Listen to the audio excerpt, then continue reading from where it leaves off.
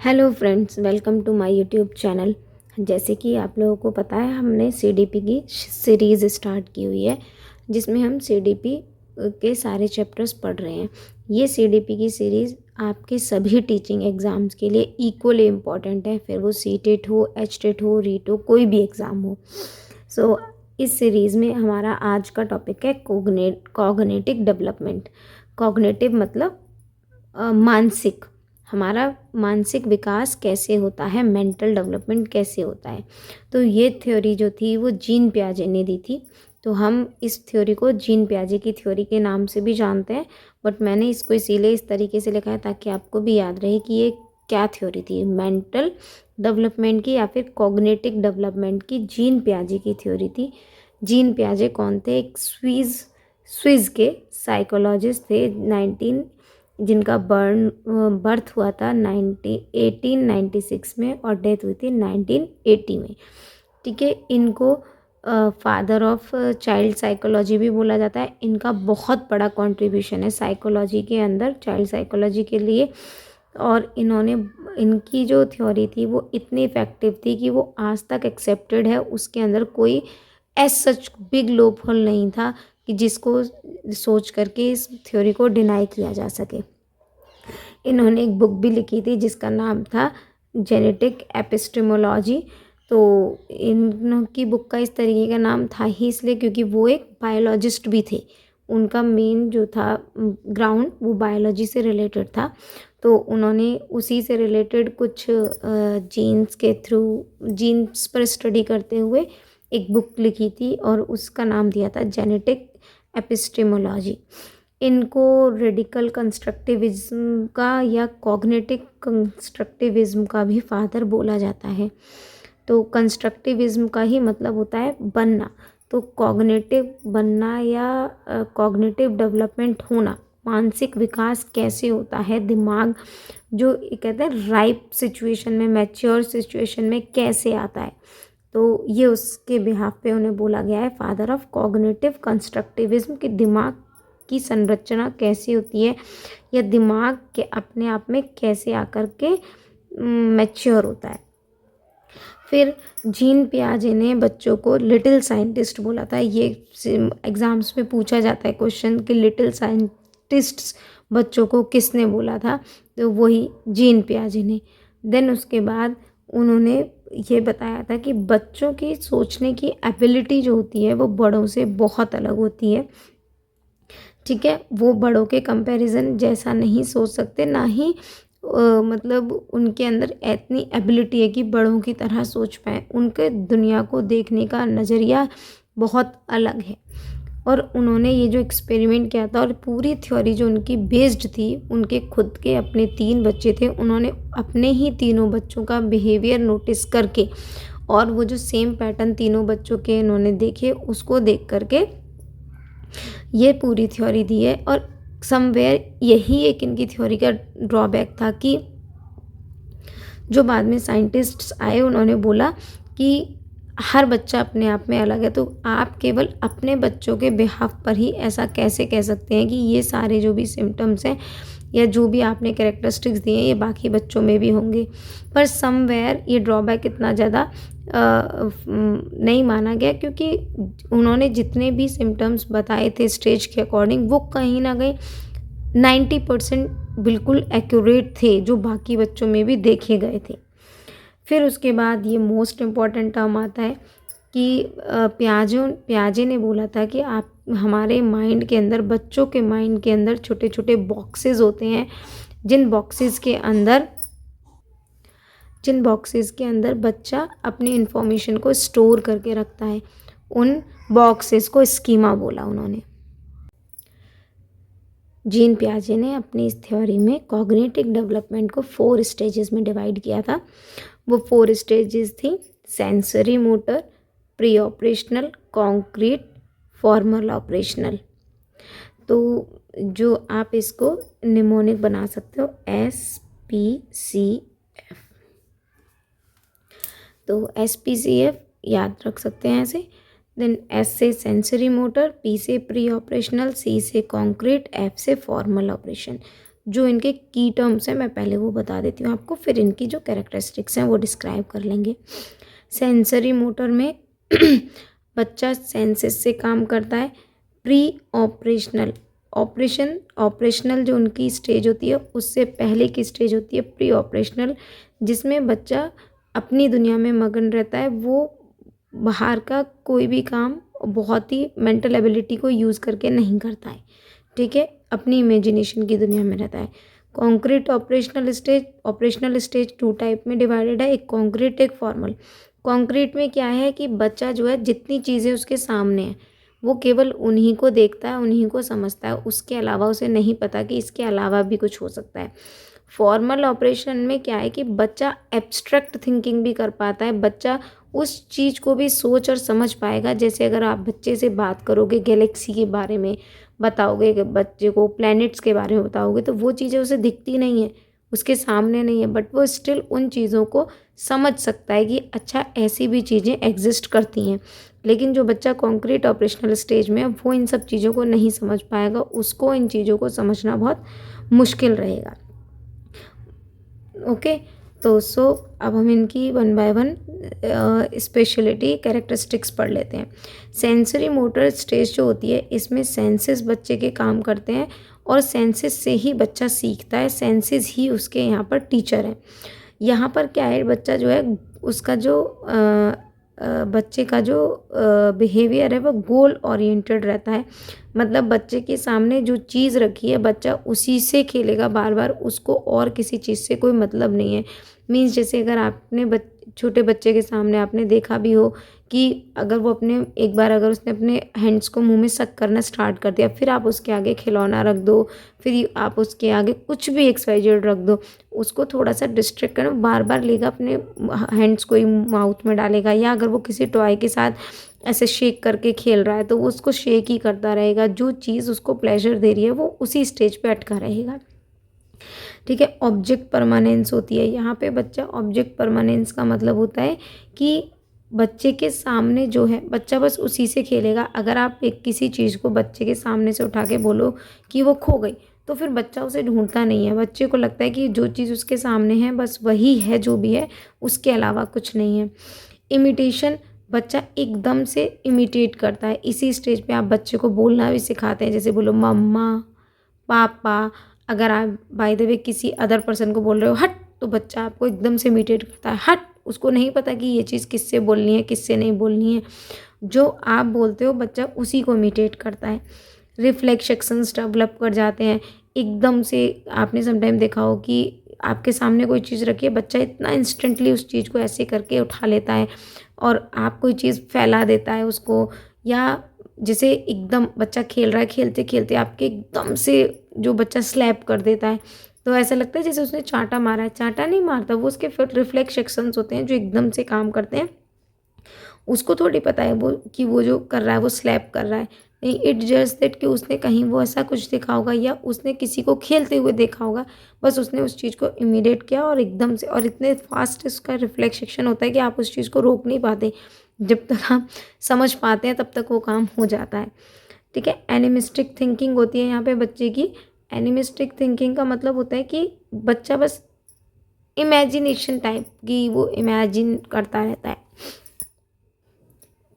Pre operational stage में क्या होता है कि चाइल्ड जो होता है मोनोलॉग होता है। मोनोलॉग मतलब अपने आप से, जैसे बच्चे बातें करते रहते हैं, देखा होगा आपने, तो वो चाइल्ड मोनोलॉग ही होती है उनके अंदर, कि वो अपने आप से ही बातें करते हैं, अपने आप खुद ही फ्रेंड बन जाते हैं, खुद ही टीचर बन जाते हैं और उन सारी चीज़ों को फिर इमिटेट करते हैं। इस प्री ऑपरेशनल में मेन तो इनका इमेजिनेशन और एनिमिज्म होता है, ठीक है। सेंट्रेशन होता है इसमें, बच्चा जो उसके सामने है बच्चा एक ही चीज़ पे फोकस करके खेलता है, इधर उधर दुनियादारी से मतलब अपनी दुनिया में मगन रहता है। सिम्बॉलिक थॉट आ जाता है बच्चे को, जैसे आप सिम्बल्स से रिप्रेजेंट करो कोई चीज़ तो वो उनको समझने लगता है। इरिवर्सिबिलिटी का मतलब होता है बच्चा इरिवर्स करना नहीं जानता किसी चीज़ को। जैसे बच्चे को बोल में हमने कुछ दिया है और दूसरे बच्चे को हमने ग्लास में कुछ दिया है, तो उसको दोनों में डिफरेंस क्या लगेगा कि ग्लास वाला ज़्यादा है और बोल वाला कम है, जबकि हमने अमाउंट अगर दोनों में सेम रखा है। तो इस स्टेज पे बच्चा इरिवर्सिबिलिटी नहीं जानता, वो दोनों में कंपैरिजन करना नहीं जानता। ईगो सेंट्रिज्म मतलब बच्चा अपनी दुनिया में खोया रहता है। एनिमिज्म का मतलब होता है जीववाद, मतलब बच्चे को सारी चीज़ें लिविंग लगती है। बच्चा एक छोटे से गुड्डे को लेकर के मेरा बाबू करके खेलता है। या जैसे हम बच्चे को खाना खिला रहे हैं, बच्चा नहीं खाता है तो हम बोलते हैं ले बाबू को खिला देंगे। उसके किसी भी टॉय को लेके बैठ जाते हैं, बोलते हैं देखो इसको खिलाएंगे, तुम खा लो। तो बच्चे को लगता है अच्छा मेरा मतलब जो भी टॉय है वो लिविंग है। बच्चा उसको बिल्कुल अपनी तरह ट्रीट करता है, मम्मा इसको भी सुला दो, इसको खाना खिला दो, इस तरीके की बातें करता है। क्यों? क्योंकि उसको लगता है कि वो लिविंग है और अपनी इमेजिनरी दुनिया में रहता है। ये प्री ऑपरेशनल की स्टेजेस है। Now third stage is concrete operational. ये जो स्टेज है इनकी ईयर्स भी आपको लर्न होना बहुत ज़रूरी है। इस तरीके से भी काफ़ी टाइम क्वेश्चन पूछा जाता है कि सेंसरी मोटर जो स्टेज है उसकी ईयर क्या होते हैं, तो वो 0 से 2 मतलब बर्थ से 2 ईयर का होता है। Pre operational 2 to 7, concrete operational 7 to 11, formal operational 11 to 16। ये ईयर्स पे आपको लर्न होनी बहुत इंपॉर्टेंट है। देन उसके बाद कॉन्क्रीट ऑपरेशनल स्टेज की जो मेन आपको याद रखना है इसमें वो CCS है। C से कॉन्क्रीट एंड CCS। तो CCS क्या होता है? Conservation, classification, seriation. यहाँ पे बच्चे को जो यहाँ पर बच्चे की इरिवर्सिबिलिटी थी वो यहाँ पर रिवर्सिबिलिटी में चेंज हो जाता है। क्या है ये इरिवर्सिबिलिटी और रिवर्सिबिलिटी? इरिवर्सिबिलिटी में क्या होता है कि बच्चा इरिवर्स नहीं करना जानता किसी चीज़ को, रिवर्सिबिलिटी में रिवर्स करना जानता है। जैसे हमने 2 बच्चे हैं, एक को हमने ग्लास में मिल्क दिया है और एक को बोल में दिया है, दोनों के अमाउंट सेम है। पर जो इस स्टेज में बच्चा है उसको नहीं पता कि दोनों के अमाउंट सेम है, उसको लगेगा नहीं ग्लास वाला ज़्यादा है, बोल वाला कम है। तो वो क्या कहेगा नहीं मेरे को भी ग्लास में दो, मुझे भी ग्लास में दो। लेकिन जब कॉन्क्रीट स्टेज पे बच्चा जब आ जाता है फिर उसको ये चीज़ समझ में आ जाती है कि अमाउंट सेम है, उसको किसी भी चीज़ में रख दो, बोल में कर दो तो भी वो उतना ही है, ग्लास में कर दो तब भी वो उतना ही है, उसमें वैसे कोई चेंज नहीं आया है। पर प्री ऑपरेशनल पे जो स्टेज पे बच्चा होता है वो इस चीज़ को नहीं समझता है। डिसेंट्रेशन मतलब अब बच्चा यहाँ पे एक चीज़ मतलब जो एक दुनिया में खोया रहता था वो अब वैसा नहीं रहता है, वो बाकी चीज़ों को भी देखता है और ग्रुप्स में खेलना स्टार्ट कर देता है, फ्रेंड सर्कल बनाना स्टार्ट कर देता है और ये लॉजिक स्टेज आ जाती है। बच्चा यहाँ पे कॉन्क्रीट सोचने लगता है। ठीक है। फॉर्मल ऑपरेशन में क्या होता है कि बच्चे के अंदर एब्स्ट्रैक्ट थिंकिंग डेवलप होने लगती है। एब्स्ट्रैक्ट मतलब logical thinking, hypothetical mathematical reasoning भी आ जाती है बच्चे में। बच्चा क्रिटिकली थिंक करने लगता है और डिडक्टिव रीजनिंग आ जाती है बच्चे के अंदर, डेवलप हो जाती है। डिडक्टिव रीजनिंग का मतलब है कि बच्चा सिंपल टू कॉम्प्लेक्स जाने की एबिलिटी रखता है। पहले बच्चे को एग्जाम्पल समझाओ, एग्जाम्पल से समझाते समझाते फिर बच्चे को आप पूरा एक कॉन्सेप्ट समझा सकते हो, लाइक दिस। आई होप ये यहाँ तक आपको क्लियर हुआ होगा। ठीक है। नाउ ये सेंसरी मोटर स्टेज जो है ये 6 सब स्टेजेस में डिवाइड होती हैं, जिनको आप निमोनिक ऐसे लर्न कर सकते हो। RPSC TM राजस्थान बोर्ड का है ना, RPSC वो वाला लर्न कर सकते हो आप। RPSC TM teaching material learn कर लो या डायरेक्ट TM जैसा आपको सही लगे। सो अब हम आगे पढ़ लेते हैं इन सब स्टेजेस को भी। सेंसरी मोटर की ये रही 6 stages. First is reflexes. Reflexes मतलब बच्चा जो रिफ्लेक्स करता है, जैसे कि मदर का कोई भी निप्पल अगर उसके पास आ रही है, इस बोतल और फीड वॉट एवर मिल्क, तो वो उसको सक करना स्टार्ट कर देता है, ग्रैप्स करना स्टार्ट कर देता है। तो ये रिफ्लेक्सेस उसके अंदर फर्स्ट मंथ में डेवलप हो जाते हैं। प्राइमरी देन आता है second primary circular reaction. Primary circular reaction जैसे कि जो रिएक्शंस जो एक्शंस उसको प्लेजर दे रहे हैं वो उनको रिपीट करने लगता है। जैसे उसको लगता है कि सक करने से उसको मिल्क फीड होता है तो उसको बड़ा अच्छा लगता है, तो वो क्या करता है फिर थंब को सकिंग करने लगता है। बस उसको अब उसमें से मिल्क आ रहा है नहीं आ रहा दैट डजेंट मैटर, उसको केवल सकिंग जो है वो प्लेजर दे रहा है। और वो बार बार कभी हैंड्स को मुँह में डाल के सक करता है, कभी अपने टॉयज़ को मुंह में डाल करके च्यू करता है, ऐसे ही करता है। देन सेकेंडरी सर्कुलर रिएक्शन में क्या होता है कि बच्चा दूसरों का अपने एनवायरनमेंट का रिएक्शन नोटिस करता है। जैसे अगर वो कुछ कर रहा है और आप उसको क्लैपिंग कर दो, तो बच्चा बड़ा खुश हो जाता है। जैसे बच्चे ने क्या किया, अपना टॉय लिया, टॉय को शेक किया, आप उसके लिए बोलो क्लैपिंग, वेरी गुड, तो बच्चा बड़ा खुश हो जाता है, फिर वो सेक्शन को रिपीट करता है। कोऑर्डिनेशन ऑफ रिएक्शन, जैसे बच्चे को अब पता लगने लगता है, वो इन्वायरमेंट में जो उसके पास टॉयज़ हैं वो उनको पहचानने लग जाता है, तो उसको ऑब्जेक्ट परमानेंस डेवलप होने लग जाती है 8 to 12 मंथ पर। देन आता है टर्सरी सर्कुलर रिएक्शन, कि बच्चा अब चीज़ों को सीखना स्टार्ट कर रहा है। अब तक वो केवल टॉयज़ उसके पास जितने भी पड़े रहते थे वो बस उनको ऐसे ही उठाया, मुंह में डाल लिया, ऐसे खेलने लगता था। अब वो उनसे खेलना सीखता है कि अच्छा इस टॉय से ऐसे खेला जाता है। और वो ट्रायल एंड एरर की स्टेज होती है कि बच्चा पहले गलती करेगा, फिर आप उसे बताओगे नहीं बेटा इससे ऐसे नहीं, ऐसे करते हैं, तो फिर वो उसको सही से करना स्टार्ट करेगा, नई चीज़ों को सीखेगा। ये एक्सपेरिमेंटल स्टेज होती है। फिर अर्ली रिप्रेजेंटेशनल और थॉट मीन्स मेंटल एक्सप्रेशन की, मेंटल रिप्रेजेंटेशन की, बच्चा यहाँ पे अपने माइंड का भी यूज़ करना स्टार्ट कर देता है, माइंड डेवलपमेंट होने लगता है। बच्चे को आप कुछ पढ़ाते हो, कोई बात अगर समझाते हो तो बच्चा फिर उसको समझने लगता है। इससे पहले तक की जो स्टेजेस हैं यहाँ पे बच्चा जो कर रहा है वही करेगा, वो आपकी नहीं मानेगा। पर जैसे बच्चा मुंह में ऐसे अपने मतलब वो अपने थंब को सक कर रहा है, तो आप बच्चों को बोलो no baby it's bad manner, bad manner, तो वो समझेगा कि अच्छा ऐसे नहीं करना है, तो वो मेंटल रिप्रेजेंटेशंस बनने लग जाती हैं उसकी। Then there are 4 factor which influence cognitive development according to पियाजे: maturation, experiences activity, social interaction and equilibrium. Maturation, जैसे जैसे टाइम पीरियड आगे बढ़ता है, बच्चा एज के साथ मैच्योर होता है तो उसकी मेंटल एबिलिटी इंक्रीज होती है। बच्चा एक्सपीरियंसेस से, एक्टिविटीज़ से सीखता है। बच्चा अपने पीयर्स के साथ सोशल इंटरेक्ट करके अपने एनवायरनमेंट से सीखता है। देन बच्चे के अंदर एक इक्विलिब्रियम स्टेज आ जाती है, जब बच्चा सारी चीज़ों को अच्छे से अडेप्ट कर लेता है। और ये स्टेज आती कब है? ये आती है एडेप्टेशन से।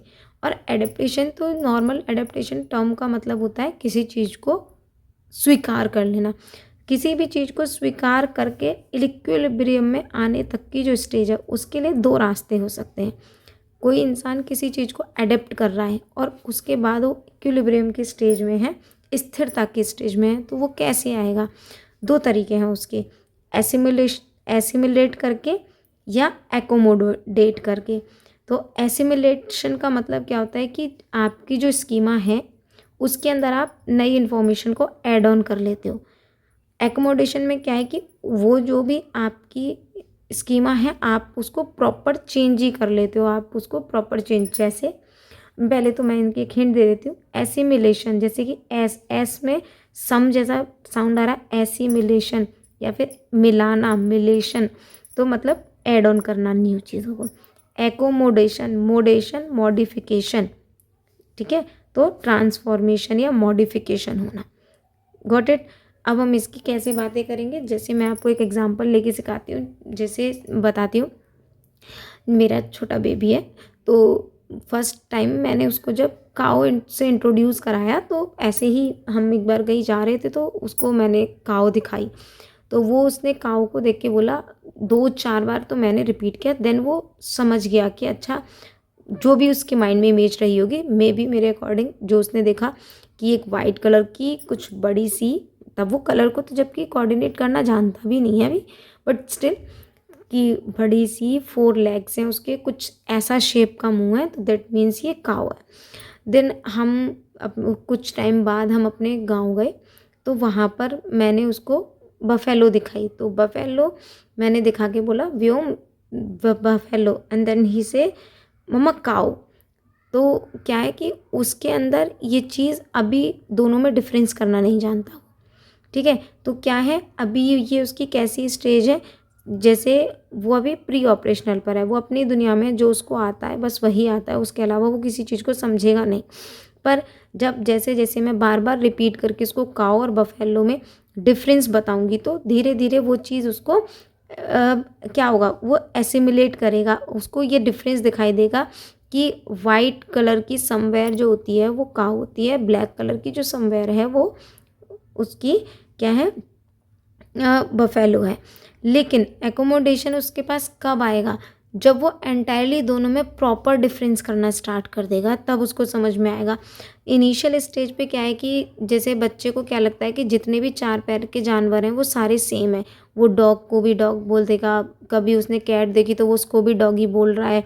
वो सारी चीज़ों में डिफरेंस नहीं कर पाता है। पर जैसे जैसे जैसे जैसे बड़ा होगा वो सारी चीज़ों में डिफरेंस करना स्टार्ट कर देगा। तो वो अपनी पुरानी जो भी उसकी मेमोरी होगी उसको ट्रांसफॉर्म करेगा और उसमें ऐड ऑन करके एक नई मॉडिफिकेशन बनाएगा कि नहीं, this is dog and this is cat. So I hope कि आपको ये यहाँ से अच्छे से समझ में आ गया होगा। और ये आज की पूरा हमारा यहाँ पे ख़त्म हो जाता है। कल हम वाइगॉस्की का सोशियो कल्चर थ्योरी पढ़ेंगे और उसके बाद अगर टाइम रहता है तो कल हम पियाजे का एक और टॉपिक है मोरल डेवलपमेंट थ्योरी, हम वो भी कंप्लीट कर लेंगे। ताकि ये है कि फिर हमारा जो भी है सारा एक साथ होता चला जाएगा। अभी हम पियाजे की कॉग्निटिव पढ़ें फिर मोरल पढ़ें तो बड़ा कन्फ्यूजन क्रिएट हो जाता है फिर। तो हम कल पियाजे की मोरल डेवलपमेंट थ्योरी भी कर लेंगे। आई होप कि ये आपको यहाँ पे अच्छे से क्लियर हो गया होगा।